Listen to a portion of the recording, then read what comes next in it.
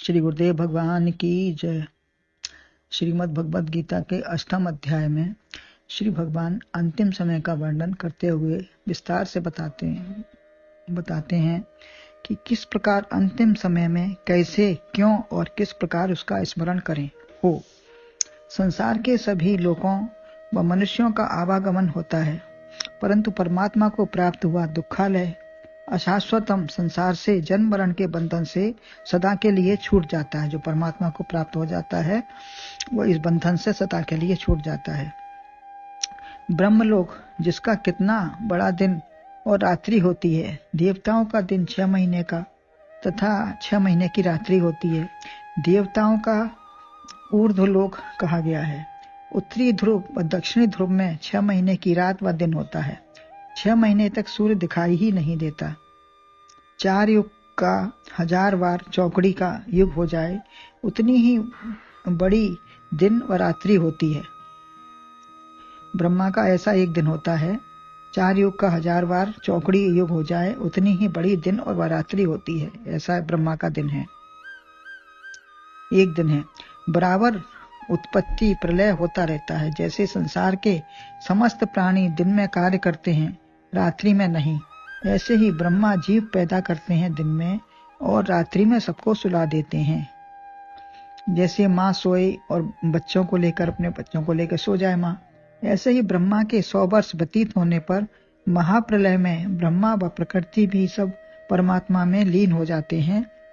वहां कुछ नहीं बचता, संपूर्ण प्रलय महाप्रलय हो जाती है उस समय, ब्रह्मा के 100 वर्ष पर्यंत।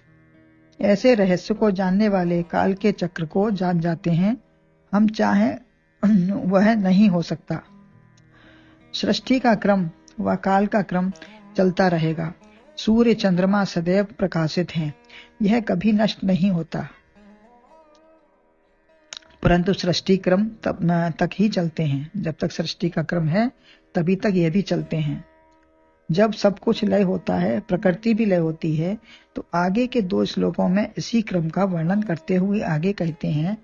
आगे का 18 और 19वां श्लोक है।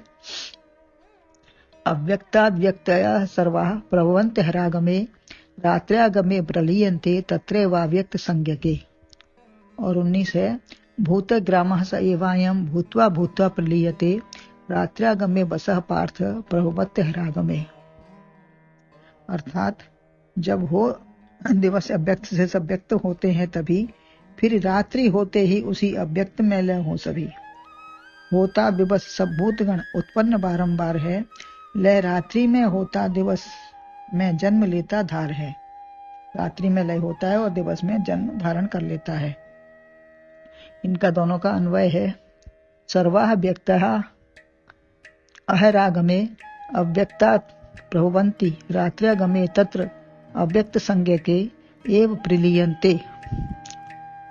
तथा पार्थ सह एव अयं भूतग्रामः भूत्वा भूत्वा अवसः, रात्र्यागमे प्रलीयते अहरागमे प्रभवति।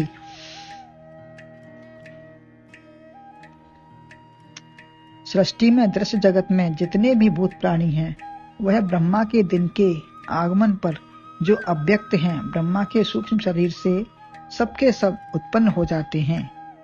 जब प्रलय के बाद फिर से दृश्य जगत शुरू होता है सृष्टि का, तो सब उनके सूक्ष्म शरीर से प्रकट हो जाते हैं, उत्पन्न हो जाते हैं, अव्यक्त संज्ञा वाले।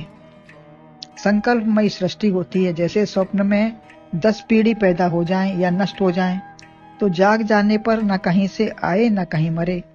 मानसी सृष्टि थी, जागने पर तुम में समा गए। ये सब मानसी सृष्टि होती है। ब्रह्मा की भी मानसी सृष्टि है, कोई पैदा होने की प्रक्रिया नहीं है। रात्रि को सोने में लय हो गए। ब्रह्मा स्वयं अव्यक्त है, परंतु सृष्टि प्रकट होती है और व्यक्त होकर दुखी सुखी करती है। जब व्यक्त होती है तो वो दुखी सुखी भी करती है, जो अपनी ही बनाई हुई सृष्टि होती है। किंतु उसकी सृष्टि से हमें कोई दुख सुख नहीं है, अतः अपनी ही सृष्टि से दुख सुख है। मन से मेरा माना तो मानसी सृष्टि में स्वप्न देखा तो नष्ट होने पर रोते नहीं। जैसे हमारी मानसी सृष्टि है, हमने स्वप्न में कुछ देखा तो हम जब जाग जाने पर तो उसमें रोते तो नहीं है। सिनेमा में भावावेश में क्षणिक दुख सुख हुआ, परंतु सब क्षणिक है। इस रंगमंच को समझ लो। तुम देखते भी हो, करते भी हो, परंतु उसमें मेरे तेरे से लिप्त होकर दुखी सुखी हो जाते हो। हम अपने आप अपनी सृष्टि में इतना उसमें घुल मिल जाते हैं कि दुखी सुखी होते रहते हैं, न वास्तव में वो थी, न है, न रहेगी। भगवान ने सोचा कि एको हम बहुश्यामी, मैं अपने को बहुत सा बना लूं तो ये सब सृष्टि की रचना हो जाए। तो तमाशा अपने बच्चों को ही दिखाना चाहा। उन्होंने अपनी ही सृष्टि में अपने ही परछाई को तमाशा बना दिया। तमाशा खुद न बन जाना। तमाशा तुम देखो लेकिन खुद न बन जाओ। समझदार तमाशा देखते हैं, अपना तमाशा नहीं दिखाते। स्वयं जानते हैं सब मिथ्या है संसार। दिन में सृष्टि पैदा हुई और रात्रि में सब समा गए। कुछ लोग जागृत में भी दिवा स्वप्न देखने लगते हैं। अनेक महल, कमरे व सजा हुआ तमाम सामान, अन्य वस्तुएं देखी, लेकिन फिर कोई काम ध्यान आया तो हवा महल सब ढह गया। जब ध्यान आया कुछ और अन्यत्र दिमाग चला गया तो जितना हवा महल बन रहा था सब ढह गया, कुछ रुका नहीं। ऐसे ही दिवा स्वप्न से कोई दुखी सुखी नहीं होता। अच्छी तरह से यह मन में बैठा लो, अन्यथा दुखी सुखी होना पड़ेगा। यदि उसी को मन में बैठाए रहेंगे, उसी पर चिंतन विचार करते रहेंगे तो उसमें हमको दुखी सुखी होना पड़ेगा। सह एव अयम भूतग्रामः, वही है यह भूत समुदाय, दृश्य वर्ग। दिवा स्वप्न की तरह भूतवा भूतवा प्रलीयते, होकर फिर मर जाते हैं। गहरी नींद में मृत के बराबर ही मनुष्य होता है। जब प्रगाढ़ निद्रा होती है तो उसमें वो मृत के बराबर ही होता है। उसको कुछ भी ध्यान और कुछ मन में नहीं रहता। तब मैं मेरा भी नहीं रहता। नाम, गोत्र, जाति, परिवार, धन, बेटे पोते, नाती नातिन, यानी सारी सृष्टि का ही लय हो जाता है। रोज पैदा हो और नष्ट हो तो क्या हर्ष और क्या शोक। जब रोज ही कोई चीज पैदा हो रही है, नष्ट हो रही है, तो उसका क्या शोक करेंगे, क्या हर्ष करेंगे। होटल, बाजार, धर्मशाला, दुकान में कितने ग्राहक आते जाते हैं, परंतु कोई रोता हंसता नहीं। कोई कुछ दे जाए तो भले ही खुशी हो, अन्यथा कोई भी दुख सुख नहीं होता। गौशाला की तरह सब पथिक हैं। गौशाला में सब पानी पी पी कर चले गए, कौन किसको जानता है, पहचानता है, कौन रुकता है।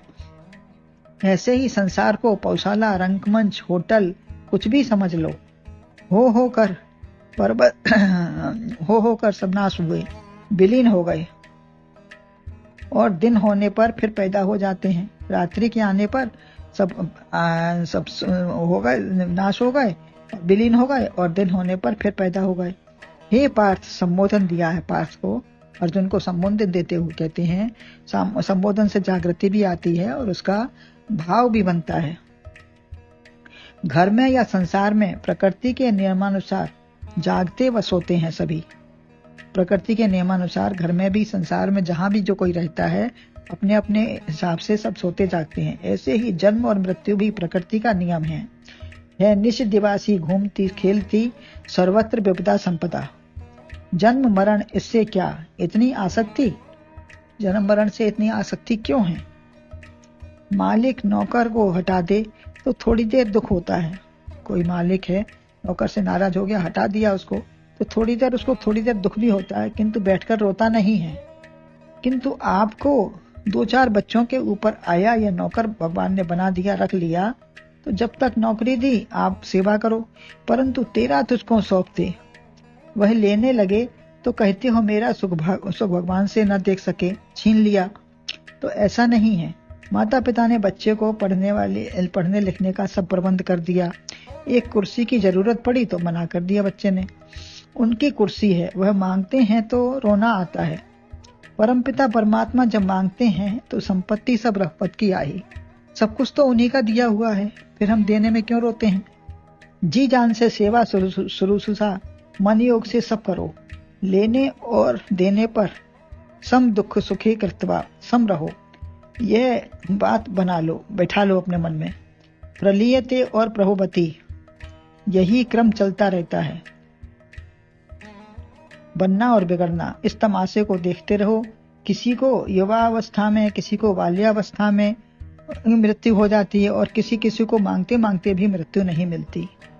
किसी का समय का कुछ पता नहीं कितना है। क्षणभंगुर जीवन की कलिका, कल प्रात को जाने खिली ना खिली।